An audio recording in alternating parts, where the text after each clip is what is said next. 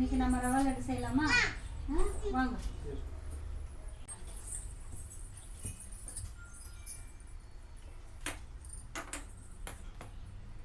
எண்ணெய் ஊற்றக்கூடாது. அதுக்கு ஒரு கப் ரவா போட்டுக்கலாம். ஓகேவா?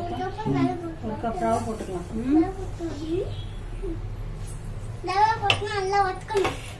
நல்லா வறுக்கணும்.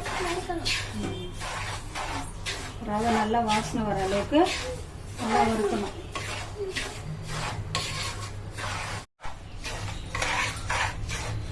ரவையை நல்லா ரோஸ்ட் பண்ணிக்கணுங்க. இப்போ பார் நல்லா ரோஸ்ட் ஆகணும். ரவை ஃபுல்லாக வறுந்து வச்சு ரோஸ்ட் ஆகிடுச்சுங்க. இப்போ எடுத்துக்கலாம். கடாயிலேருந்து எடுத்துடலாம். இப்போ எடுத்துடலாம்.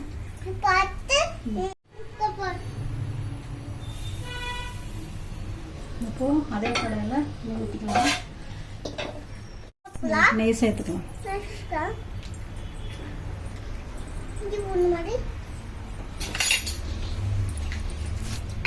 நெய் நல்லா உருகினதுக்கு அப்புறம் முந்திரி போட்டுக்கலாம்.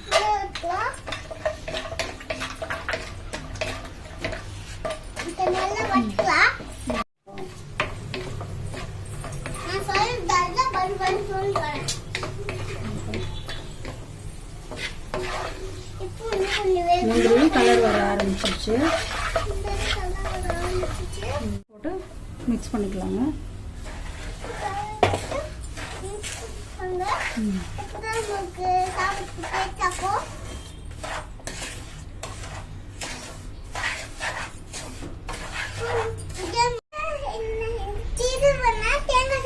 கொப்பரை சேர்த்துக்கலாம். இப்போ சர்க்கரையும் சேர்த்துக்கலாங்க. ரவை ஒரு கப்புனா சர்க்கரை பாதி கப்பு போடுங்க. போதும். ஸ்வீட் கரெக்டாக இருக்கும். இப்போ நல்லா ரெண்டும் சேர்த்து நல்லா கலந்து விட்டுடலாங்க.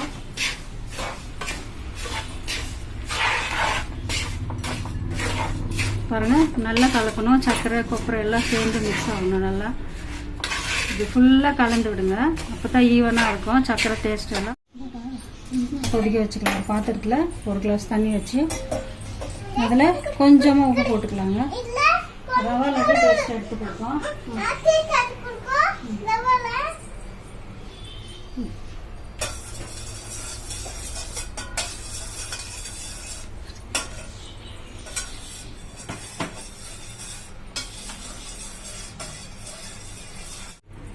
நம்ம லட்டு பிடிக்க தேவையான அளவுக்கு கொஞ்சமாக ஊற்றி மிக்ஸ் பண்ணிக்கலாம். ஃபுல்லாக ஊற்றிக்க கூடாதுங்க. பாருங்கள் கொஞ்சம் கொஞ்சமாக.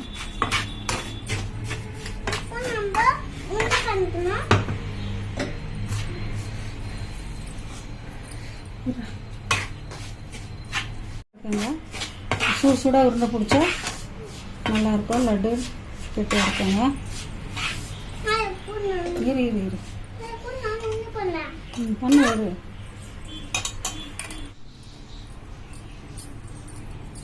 பாருங்க இப்போ நல்லா அழுத்தமாக பிடிச்சா லட்டு நல்லாயிருக்கும். இல்லைன்னா உடைய சான்ஸ் இருக்கு. அதுக்கு தான் நம்ம சுடு தண்ணி சேர்த்து பிடிக்கிறது. பாருங்க இப்போ லட்டு ரெடி ஆயிடுச்சு.